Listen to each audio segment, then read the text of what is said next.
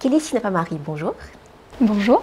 Je suis très heureuse de vous recevoir dans Entrevue. Bienvenue au pavillon de la ville de Pointe-à-Pitre, précisément là où Casa Condé a ses bureaux. Lorsque je prépare les interviews, je demande toujours à mes invités, est-ce qu'il y aura un lieu qu'ils affectionneraient en particulier? Vous avez choisi celui-ci, pour quelle raison? En fait, je dois dire que la littérature a toujours été présente dans mon travail et je me suis toujours basée sur la littérature dans mon processus donc que ça soit du Aimé Césaire ou du Cal Torabuli, donc je vais toujours puiser des concepts dans la littérature caribéenne et Maryse Condé, je dois dire que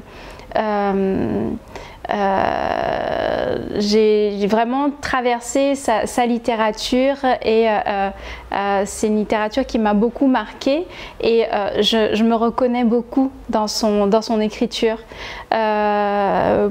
pour sa façon d'écrire, sa franchise et puis comment elle place la femme au cœur vraiment de ses romans, de ses histoires et aussi le fait de renverser vraiment l'idéalisation aussi et en général et donc elle casse vraiment les préjugés et c'est ce côté vraiment presque rebelle en fait. Me parle beaucoup et puis elle raconte aussi beaucoup de son histoire et on a l'impression aussi qu'elle se pose des questions et puis elle y répond aussi donc et ça fait vraiment écho à ma façon de travailler puisque ma démarche elle est pratiquement pareil puisque dans mon travail depuis 2015 quand j'ai commencé la série Notebook of No Return où je parle de langagisme où je parle de cette recherche et construction d'identité où je parle vraiment de ce manque que j'ai eu dans mon histoire où j'avais pas tous les éléments pour pouvoir comprendre vraiment d'où je venais et donc j'ai eu cette phase vraiment de recherche de pièces qui me manquaient pour pouvoir construire ce travail et voilà donc c'est pour ça que je t'ai parlé vraiment de la fondation Maryse Condé puisque vraiment en ce moment il y a un passage de son livre Moi, Tituba sorcière qui m'habite en ce moment et d'ailleurs qu'on peut voir à Rotterdam. Oui, l'exposition actuelle. Voilà, exactement, l'exposition actuelle The Fables of Sambras qui est visible jusqu'au 19 novembre et voilà. Et je comprends l'émotion, Ouais. On est vraiment au bon endroit. Bien sûr, ouais, je suis vraiment super touchée d'être ici et puis de rencontrer aussi sa fille. Et, ouais. Voilà, c'est... Donc nous parlions à l'instant de Maryse Condé. Quelles sont les autres thématiques, les autres sujets qui nourrissent votre œuvre? Par quoi êtes-vous inspirée? Je suis inspirée par ce qui m'entoure et par ce qui me touche et je peux être inspirée par un bruit, un son, par de la musique, par oui, les livres et il y a... Enfin, disons que ça évolue en fait et en ce moment je me trouve très ancrée à ma géographie, c'est-à-dire par ce qui m'entoure et et oui, voilà, parce qu'il m'entoure et ce qui entoure mon atelier, ce qui entoure aussi, ce qui constitue mon lieu de vie et de travail. Et je me rends compte que, en fait, pour travailler, j'ai besoin d'avoir certaines choses autour de moi. D'entendre le bruit par exemple de mon fils qui joue avec ses cousines, ou alors d'entendre le bruit des feuilles que mon beau-père y balaie, ou alors le bruit des oiseaux, et voilà, tout ça, ce sont des bruits qui font partie de l'univers vraiment de mon atelier. Et il y a la musique aussi, j'écoute énormément de musique qui nourrissent aussi mon travail, et je me suis remise à écouter du hip-hop créole. Je pense à Manu Dibango, je pense à Malkema. Et j'écoute en général du hip-hop, du rap. Là, je me suis replongée dans les albums d'MC Solar. Voilà, toute cette poésie, mélancolie et tout, donc qui me nourrissent. Donc j'imagine pas peindre sans musique ou sans bruit, ou voilà. Donc c'est. D'accord. Vous exposez beaucoup à l'international, mais vous êtes guadeloupéenne, votre artiste est en Guadeloupe. Et en préparant l'interview, vous m'avez confié regretter un petit peu qu'en Guadeloupe, l'artiste ne soit pas assez considéré comme un être politique. Pourriez-vous développer un petit peu votre pensée sur ce point? En fait, pour moi, un artiste, c'est un artiste porte un regard sur le monde. Et éveille les consciences et pose des questions, questionne le monde. Et je trouve que oui, effectivement, il n'y a pas assez de considération pour l'artiste en Guadeloupe. Quand j'ai la Guadeloupe, ça peut être très bien la Caraïbe francophone, surtout, je trouve. Puisqu'il manque de sensibilité vraiment sur le regard que porte un artiste sur la société qui l'entoure, et le fait aussi qu'il est là aussi pour faire l'histoire. Et je trouve que beaucoup trop de personnes ne sont pas assez sensibles au message qu'il y a, par exemple, derrière une œuvre d'art, ou alors la démarche de l'artiste, ou connaître vraiment la démarche ou le processus créatif d'un artiste, et l'engagement d'un artiste. Puisque pour moi, un artiste, il est forcément engagé. Après, tous les artistes n'ont pas les mêmes ambitions. Il y en a par exemple qui préfèrent rester en Guadeloupe, montrer leur travail en Guadeloupe sans chercher vraiment à s'exporter. Ou ça, je respecte, mais je veux dire, pour moi, l'engagement, ça va de pair. Enfin, et voilà, donc je pense que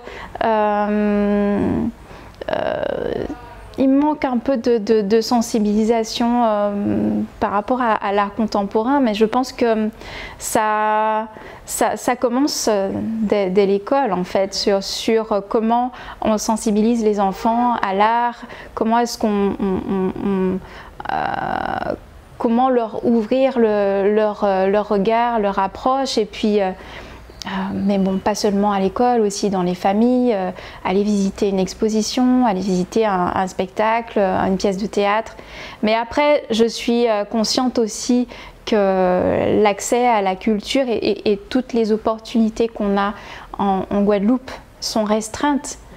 c'est vrai qu'il y a quand même parfois des belles pièces à voir, des belles expos à voir, mais je veux dire, on n'a pas toutes les opportunités qui se présentent par exemple en Hexagone ou alors aux États-Unis ou ailleurs.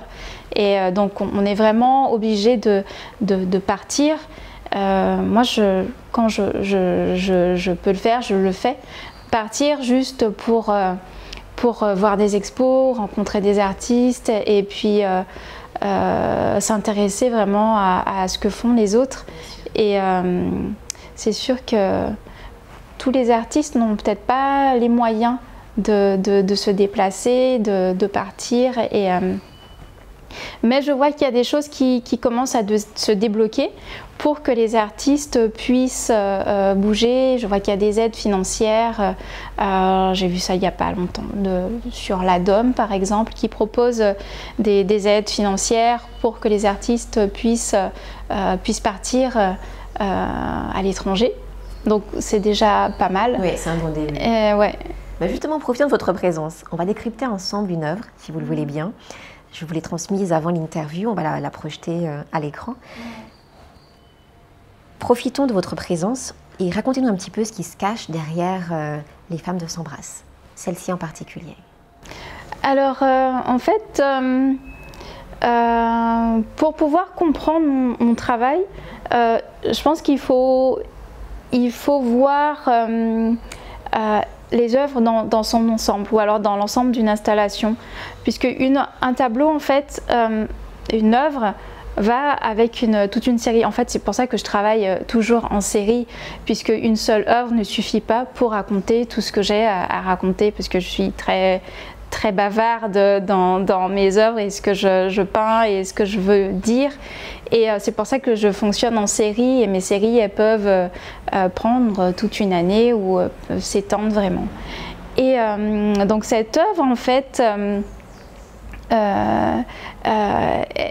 elle fait partie d'un diptyque, en fait. Il y a une autre œuvre qui normalement est juste à côté et qui est accrochée, voilà, qu'on peut voir d'ailleurs à Rotterdam. Donc ces deux toiles sont l'une à côté de l'autre et on peut voir cette femme qui tient un animal qui est une mangouste, donc un animal qui est très controversé, très furtif dans la Caraïbe et là, on le voit domestiqué, donc autrement. Et à côté, on a cette jeune fille avec ses longues tresses, vraiment surréalistes, qui parcourt la table avec des œufs dans le creux de ses tresses, avec un animal aussi, mi-oie, mi-canard, on ne sait pas trop ce que c'est. Donc c'est un animal hybride. Et donc vraiment, elles sont en correspondance. Et en fait, il y a plusieurs axes de lecture, plusieurs paysages à travers un paysage, en fait. Ouais, on peut dire ça comme ça, où je parle de mon enfance, où je parle de ma structure familiale, où je parle de mon éducation religieuse. Surtout, on peut le voir surtout avec des détails, des inscriptions sur la peau de mes personnages. Donc mes personnages sont souvent recouverts de dessins, d'inscriptions, et on a l'impression qu'ils sont tatoués. Et donc il y a des bribes vraiment de contes qui ont accompagné mon enfance et des contes aussi bibliques que mon père nous racontait à mon frère et moi quand on était petits. Il y a aussi la mythologie hindoue, il y a d'autres morceaux de la vie quotidienne. Voilà, il peut y avoir des petites scènes avec ma grand-mère, des scènes avec ma mère. Voilà, donc c'est c'est vraiment, quand on se rapproche vraiment des peintures, surtout, on se rend compte qu'il y a énormément de détails. Et ma peinture, c'est une peinture de détails et aussi d'anecdotes. Et voilà, donc chaque élément est un prétexte pour susciter la réflexion et nous ramener à un souvenir. Voilà. Très bien. En début d'entretien, nous parlions de votre exposition actuellement à Rotterdam. Les galeries new-yorkaises plébiscitent votre travail. Qu'est-ce que vous conseilleriez aux jeunes artistes guadeloupéens qui aimeraient s'exporter? Je leur conseillerais de travailler déjà, de pas lâcher, toujours travailler, et puis voilà, d'être patient aussi, puisque des fois on peut avoir énormément de propositions ou des projets qui peuvent nous sembler être des opportunités, mais qui finalement on se demande pourquoi, à quoi servent tel ou tel projet. Est-ce que c'est une bonne chose de participer ou de dire oui à un projet sans réfléchir aux paramètres, sans réfléchir aux ouvertures de ce projet. Et je pense qu'il ne faut pas avoir peur aussi de demander des conseils par des personnes, des artistes beaucoup plus expérimentés, puisque moi j'ai la chance d'être conseillée, et je pense que c'est pas négligeable d'avoir des conseils sur est-ce qu'un projet quelconque peut avoir peut être bien, peut susciter l'intérêt. Voilà, peut susciter l'intérêt. Est-ce que ça vaut le coup? Quels sont les enjeux? Et est-ce que ça va porter aussi mon travail? Est-ce que ça ne va pas dénaturer aussi mon propos?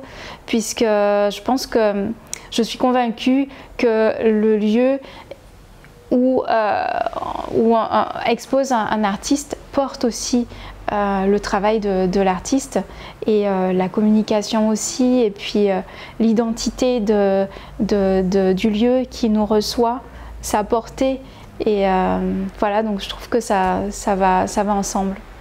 Très bien. À l'instar de Marie Scondé, votre travail est actuellement plus reconnu ailleurs que sur votre terre natale. Comment vous vivez cela? C'est vrai que la plupart de mes collectionneurs, ils sont basés en Hexagone ou aux États-Unis.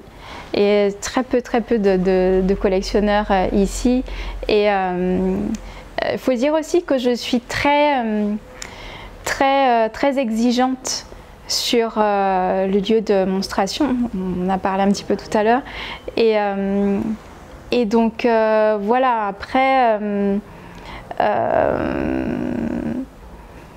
je ne sais pas vraiment qu'est-ce qui fait que mon travail ne suscite pas vraiment l'attention ici. Après, je pense que je ne cherche pas non plus à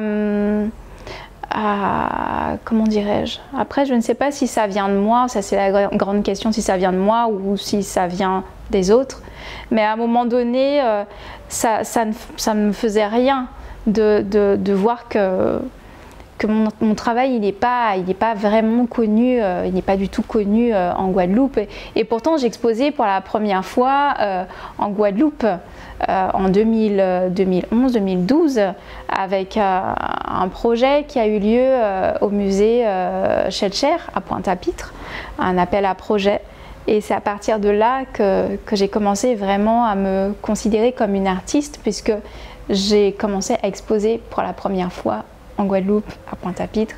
Et puis après, j'ai eu pas mal d'autres projets qui font que voilà, que j'ai exposé ailleurs, etc. Et donc, il y a énormément de personnes qui pensaient que j'exposais plus, alors qu'en fait, j'exposais ailleurs. Et voilà. donc c'est pour ça que les réseaux aussi sont très importants si on sait bien les utiliser pour ça. Pour montrer un peu nos actualités. Enfin, pour l'artiste, c'est aussi une vitrine et montrer les projets qu'on fait ailleurs, à l'extérieur, et puis faire rayonner aussi la Guadeloupe ailleurs. Ouais. En parlant d'ailleurs, en décembre prochain, vous exposerez à Soho, à New York. Quelle sera la thématique de cette exposition? Racontez-nous un petit peu les coulisses de ce qui se prépare. Alors, oui, normalement, en décembre, j'aurai une exposition solo à la galerie Akon à New York. Et j'ai réalisé une nouvelle série que j'ai nommée She Taught Me to Listen to the Wind. To the Wind, je ne sais pas si j'ai bien prononcé. C'est une phrase de Marie Scondé que j'ai tirée de moi, Tituba sorcière. Et donc vraiment, c'est un passage qui m'habite et qui m'accompagne dans mon processus. Et donc j'ai réalisé toute une série de peintures autour de ce passage de Marie Scondé et autour de ce personnage, Tituba, puisque c'est un personnage qui est tellement intéressant et puis incroyable puisque elle a reçu son savoir de Manyaya, des savoirs ancestraux, donc elle sait manier les plantes et donc j'ai fait le parallèle aussi avec ma grand-mère Violette qui avait aussi ce savoir des plantes. Et cet écho, en fait, ce parallèle, j'ai commencé à le faire pour l'exposition à Rotterdam avec une très grande photo de ma grand-mère dans son jardin et à l'opposé ce passage de Marie Scondé voilà, qui parle de cet enseignement ancestral de Manyaya à Tituba. Et voilà, donc j'ai fait cet écho et qui me paraissait vraiment très fort. Et par rapport à ce savoir que détiennent nos mères, nos grands-mères, et aussi les hommes, puisque ma mère, elle a ce savoir. Et donc, quand je lui demande d'où tu as appris ce mélange, qui t'a appris à faire cette potion magique, et puis elle me dit c'est mon beau-frère ou c'est ma belle-mère, donc c'est pas seulement les femmes, mais c'est aussi les hommes qui portent aussi ce savoir. Et donc voilà, tout ça pour dire que voilà, j'étais vraiment habitée par ce personnage et que j'ai développé. Et puis voilà, donc j'ai hâte de montrer. Et puis voilà. C'est parfait. On va clôturer sur cela. J'espère qu'on aura donné envie aux Guadeloupéens d'aller découvrir cette exposition à New York. Et merci infiniment pour cet entretien. Merci.